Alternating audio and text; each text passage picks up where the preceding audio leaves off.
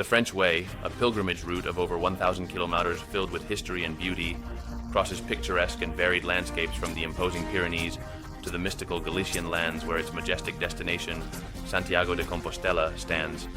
Fun. I got excited. Well, welcome everyone to a new video about the French Way. In this case, we are going to talk a little about the route, the most popular sections, tips on what to carry in the backpack, and a bit of everything in general. You will have the video divided into these segments. If you are only interested in one segment, you can go to that segment. However, if you are interested in the topic, stay for the complete video. Well, let's give a bit of context to the situation. The fact is that the French Way is the most traveled throughout the year. It has around an influx of 200,000 pilgrims.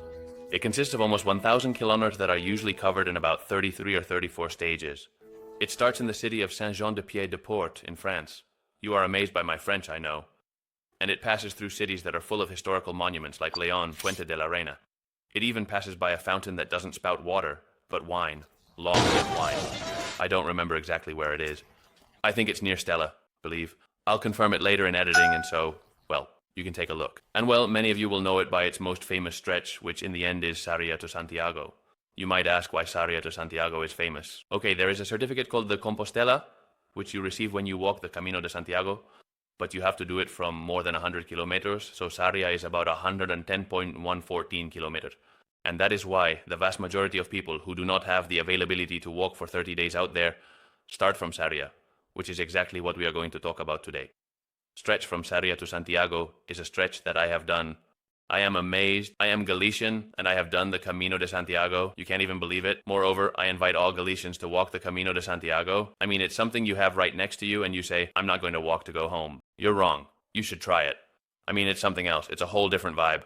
As soon as you do it, you understand it differently. But, well, let's get to the topic. Stretches to Santiago, which, by the way, as I speak, I will leave you links if YouTube allows me in these links that pop up here. And if not, you will have all the links related to what we are talking about in the description, so you can expand your information and see things that I'm sure I leave out along the way. Okay, first of all, let's resolve a question that I'm sure the vast majority of you will have. What do I take on the Camino? What do I put in the backpack? What can I take? What can't I? What is necessary? Okay, I'm going to give you my opinion. I respect all opinions. You can do whatever you want.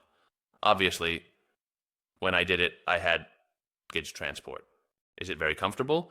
You come to enjoy, yes, you have the component.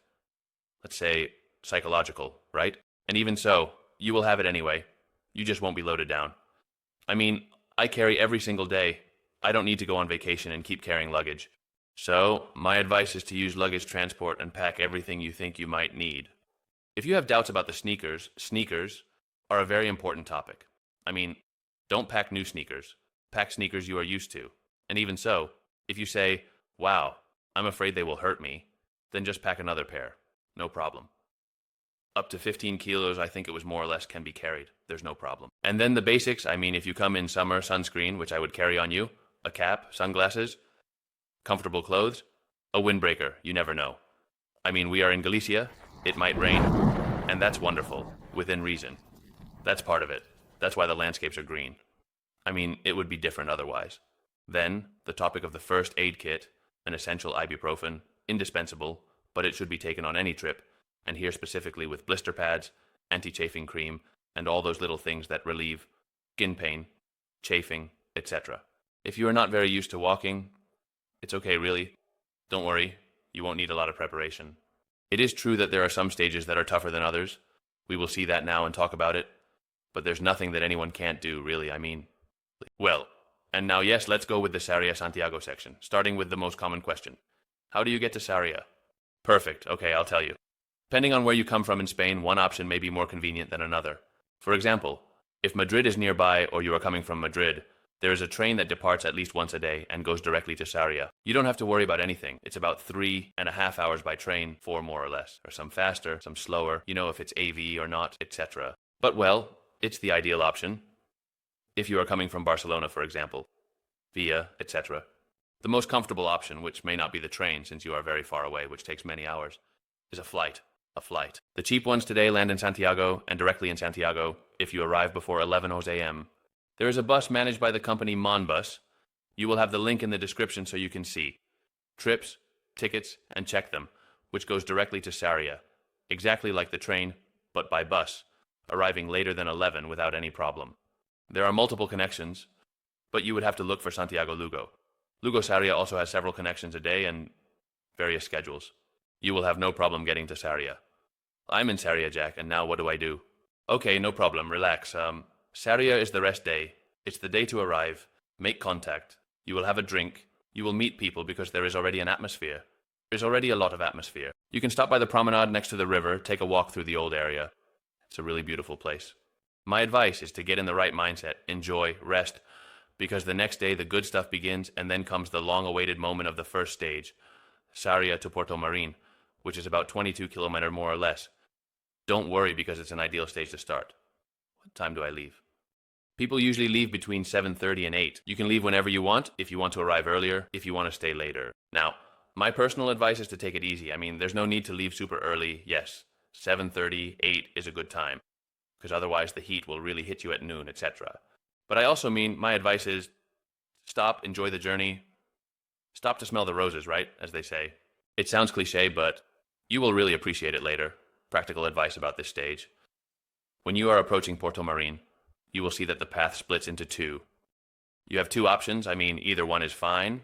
This happens because there is one that is historical and one that is, the historical Camino de Santiago, and another that is the refurbished Camino de Santiago. Well, the historical route goes through complicated places, often taking a bit longer. Don't worry, all roads lead to Rome, well, to Santiago in this case, so I went to the left, which is the more complicated one, and I did great. But you can go either way. Once you finish that section, both routes arrive at the same place and you reach the iconic Belisar Reservoir, which is right at the entrance to Portomarín. What a thing it is.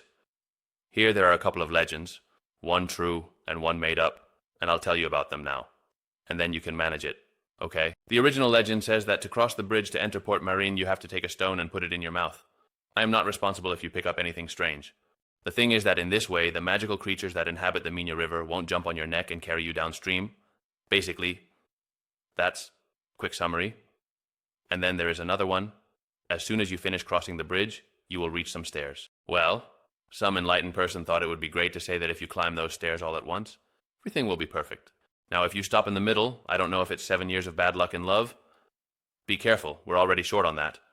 Well, and now you're in Portomarín. Here are a couple of quick curiosities. Portomarín is actually beneath the reservoir. It's one of those mythical towns that was flooded to create reservoirs. So what they did was rescue the two churches and move them stone by stone to what is the new Portomarín. It's curious. If you arrive at a time when it hasn't rained much and the reservoir is a bit low, you can still see some construction. And apart from that, Portomarín is a small town. In the end, the vast majority are pilgrims, and there's an amazing atmosphere. The food is great, and you are going to have a fantastic time. And nothing. Then rest and prepare for the next stage. And let's go with the second stage, Portomarín Palace. The stage is characterized by two things. The first is that as soon as you leave Portomarín, you have a slope, a long slope, a slope that is tough. And it is the stage where you will take the longest to find a bar to stop for breakfast. You can have breakfast in Portomarín, but the best is the second breakfast. It's about 40 minutes or so walking, and then you'll find it's not that much, it's not a big deal. The way, if you want to estimate the time, you can count about 4.5 to 5 kilometers per hour. In case you want to get an idea of how long a stage lasts, how long it takes to get from point X to point Y. During this stage, there are some curious things. You might encounter a blind Templar knight and things like that. Well, I won't reveal too much. What I will give you is a piece of advice. When you are approaching Palace and see the sign for Palace, you are not in Palace yet. Be careful, because it's a bit of a tease, like, oh, I arrived, there's just a little park left. And it gets a bit long. It's like, well, I thought I had already arrived. Don't despair, the first sign doesn't count, the second one does. And we arrive at what concerns you all, which is the third stage, which is Palace to Arzúa, 29 kilometer. Don't worry, it's a super easy stage. In fact, the previous one was harder for me because of what I mentioned earlier about the last kilometers than Palace to Arzúa. Well, I'm also going to give you tips to make it as manageable as possible.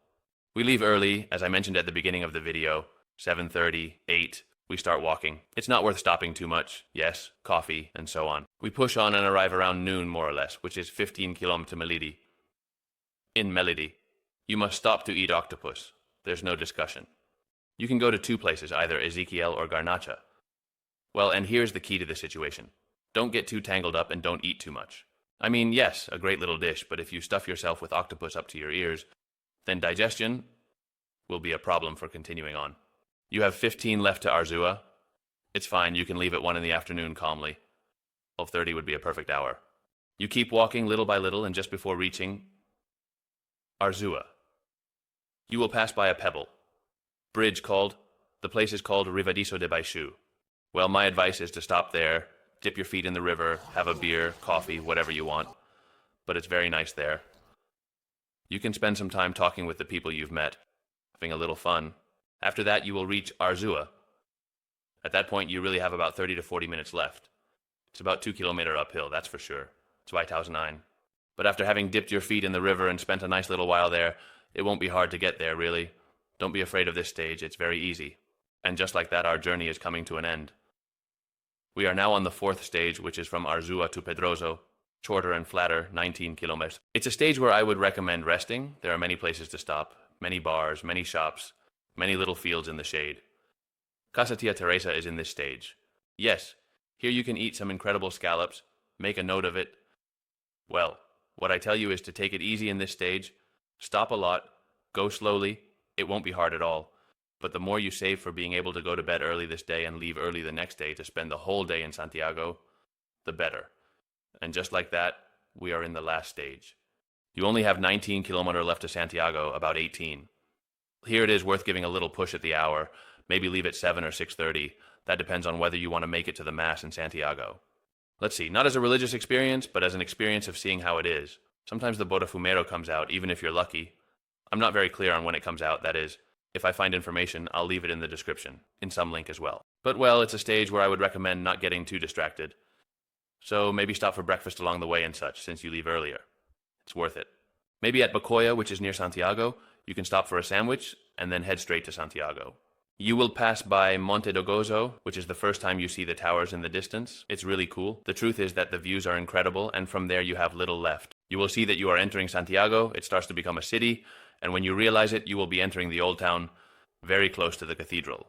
I'm going to recommend one thing, and that is when you are approaching the cathedral, when you are about to enter the Plaza del Obradero, which is the square right in front of the cathedral, there is an arch. You will notice it when you enter. Don't worry, it's 2009. Don't record. I mean, if you want to record it for social media later, you can turn around, go back, and record it. It's an emotional moment. It's a beautiful moment. It's a moment worth experiencing, not living behind a screen. That is my advice for that stage. And that seems to be all. And I say seems because in the end, everyone has their own way of experiencing it. I experienced it this way. I won't say it transformed me because I don't want to fall into cliches or anything like that, but it did make me realize many things. I met a lot of new people. I had a great time above all. And I invite you to experience it. I mean, whether you are from outside or from here, because we Galicians don't do it. We have that reputation. I'm serious when I say it's an experience worth having. We will leave below in the description, pinned comments, etc., all the links to what we talked about. If you have any questions, comment on them, and we will resolve them, perhaps in a future video or even in the comments. And nothing, I hope to see you here on the Camino de Santiago, or at least doing gastronomic tourism, which is always worth it. Well, thank you all for watching. I hope it has clarified a few doubts for you, and as I said, we read you in the comments. Good way. You send.